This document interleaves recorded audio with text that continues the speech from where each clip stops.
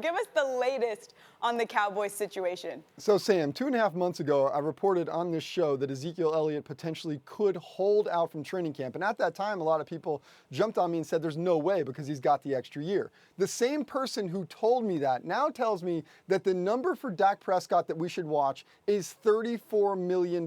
We've talked from about 30 million or 40 million. And here's the rub here. I'm told that he will not take $1 less than what Carson Wentz got. And to take that one step further, the Eagles, when they did the deal with Carson Wentz, it felt expeditious. Everybody said, wow, that came out of kind of left field for Carson Wentz. The reason I'm told in part that happened was because they had heard that Dak Prescott was going to seek between $37 and $40 million per year, and they thought that Jerry Jones was just crazy enough to actually pay it. So they wanted to get that Carson Wentz deal done immediately.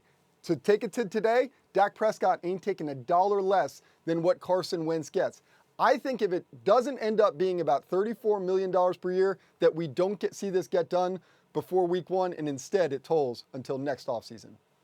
Interesting. Good to know, Jeff. Thanks for that. Greeny, that's the situation they're in, trying to figure out how do you pay all three of these guys. Yes, and I really appreciate what Jerry Jones said there. He was honest I'm not going to say for the first time, but he was completely honest about the situation. Guys, I can't pay all three of these guys what the market suggests they're worth. I don't know everything, and this is me talking now, no longer Jerry.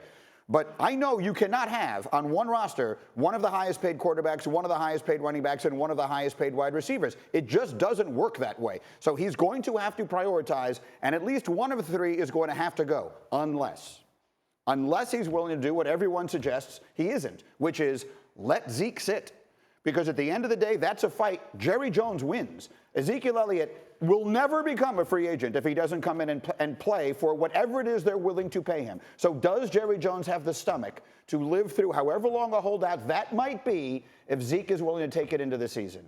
I don't think Jerry's willing to forego this season with the roster that he has at a chance of winning a Super Bowl. You heard a guy right there. There was one thing I know about Jerry Jones. He loves his players. He would pay everybody top dollar if he could. And it broke his heart to let DeMarcus Ware go. He was one of the cornerstones of the franchise. He was amazing. And you could hear it in his voice. He was very upset. And he doesn't want to make that mistake again where I've paid all these other guys and we're going to come back around where I need to take care of a guy at the end of his career, or I need to make sure we get the last couple years out of him. And I don't have the money to keep him on the roster because I've already allocated it other places. I don't think that he has the stomach to let Zeke sit because he wants to win that Super Bowl, and this may be their last best chance. Then it seems to me, Victor Cruz, that the odd man out is going to be Amari Cooper. They're going to get the deal done with the quarterback at some point. You don't let the quarterback go. If they get a deal done with Zeke, does that mean to you Amari Cooper will be the odd man out? Yeah, it does, because obviously they're going to get Dak Prescott done. He is the,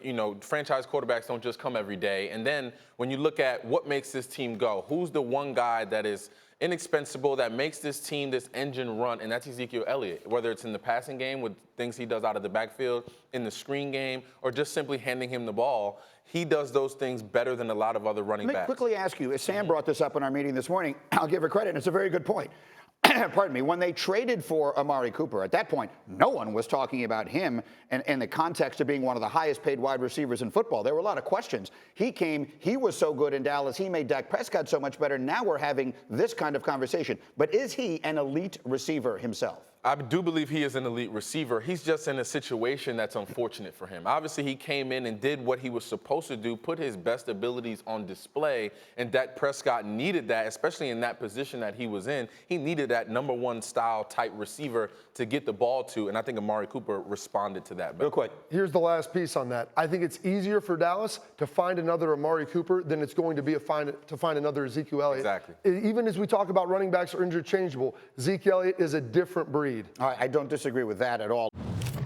We're so glad you're watching ESPN on YouTube. For more sports and analysis, download the ESPN app. And for live streaming sports and premium content, make sure you subscribe to ESPN Plus. We'll see you there.